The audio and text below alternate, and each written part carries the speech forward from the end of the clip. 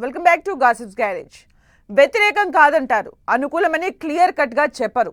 AP రాజధాని అమరావతిపై YCP stand ఏంటో ప్రజలకే కాదు ఆ పార్టీ నేతలకు కూడా క్లారిటీ లేకుండా పోయింది. రాజధానికి చట్టబద్ధత కోసం స్టేట్ సర్కార్ అసెంబ్లీలో తీర్మానం పాస్ చేసి కేంద్రానికి పంపింది. శాసనసభలో తీర్మానం చేస్తారన్న వార్త తెర మీదకు వచ్చిందో లేదో అప్పటి నుంచే డిఫరెంట్ టోన్ వినిపిస్తూ వచ్చింది వైసీపీ. మరి లోక్సభలో ఫ్యాన్ పార్టీ ఎలాంటి స్టాండ్ తీసుకుంటుందో అన్నదే ఇంట్రెస్టింగ్ గా మారింది. రాజధానిపై వైసీపీ తన వైఖరి ఏంటో చెప్పేబోతోందా? అమరావతికి వ్యతిరేకమని చెప్పే సాహసం చేస్తారా? స్వాగతిస్తున్నామంటూనే తిరకాసు పెడతారా?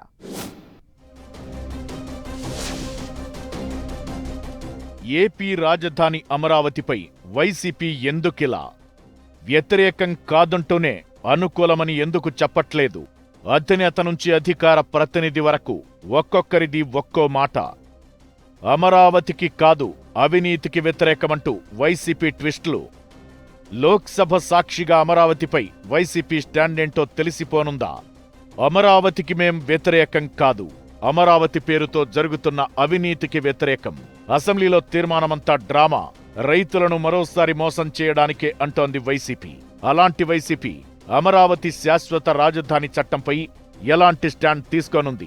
అసెంబ్లీ తీర్మానంలో అయితే పాల్గొనలేదు, మరి పార్లమెంట్లో జరిగే చర్చలో పాల్గొంటారా? ఢిల్లీ వేదికగా అమరావతికి జై కొడతారా? అవినీతి ఆరోపణలు చేసి చేతులు దులుపుకుంటారా? అసలు వైసీపీ వ్యూహం ఏంటనేది ఇప్పుడు ఆసక్తికరంగా మారింది. ఏపీకి శాశ్వత రాజధానిగా అమరావతి అంటూ అసెంబ్లీలో తీర్మానం పెట్టి కేంద్రానికి పంపింది కూటమి ప్రభుత్వం. దీనిపై పార్లమెంట్లో బిల్లు పెట్టబోతోంది కేంద్రం. రాష్ట్ర విభజన చట్టంలోని సెక్షన్లను సవరించి అమరావతి రాజధానికి చట్టబద్ధత కోసం బిల్లు ఇంట్రడ్యూస్ చేయనుంది. ఈ సమయంలో లోక్సభలో చర్చ జరిగే అవకాశముంది. అప్పుడు అమరావతిపై వైసీపీ స్టాండ్ ఏంటో క్లారిటీ రానుంది.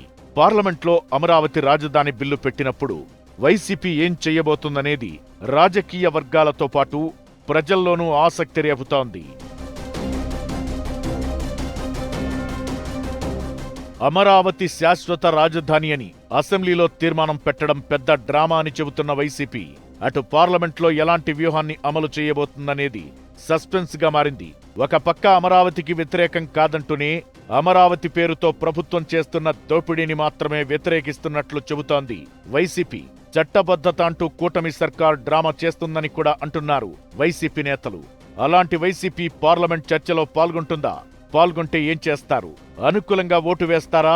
వ్యతిరేకంగా ఓటు వేస్తారా? లేదా పూర్తిగా ఓటింగ్కు దూరంగా ఉంటారా అనే ప్రశ్నలు తలెత్తుతున్నాయి. వైసీపీ అధికారంలో ఉన్నప్పుడు 3 రాజధానుల ప్రతిపాదనను తెరపైకి తెచ్చి 2024 ఎన్నికల్లో బొక్కబోర్లా పడింది. ఆ తరువాత కొన్నాళ్లపాటు సైలెంట్ గా ఉండిపోయింది. ఇప్పుడేమో అమరావతి నిర్మాణంలో జరుగుతున్న అవినీతికి వ్యతిరేకం అనే స్టాండ్ను తీసుకుంది. ఇలాంటి పరిస్థితుల్లో అమరావతి రాజధానికి చట్టబద్ధత అనే అంశం తెరపైకొచ్చిన నేపథ్యంలో పార్లమెంట్లో ఇదే అంశాన్ని ప్రస్తావించాలని అనుకుంటోంది వైసీపీ. పార్లమెంటు వేదికగా అమరావతిలో కూటమి ప్రభుత్వ పెద్దలు అవినీతి చేస్తున్నారంటూ ఆధారాలతో సహా వివరించేందుకు సిద్ధమవుతున్నారట వైసీపీ ఎంపీలు. అయితే ఓటింగ్లో పాల్గొంటారా లేక ఓటింగ్ను బాయ్కాట్ చేస్తారా అనేది క్లారిటీ లేదు.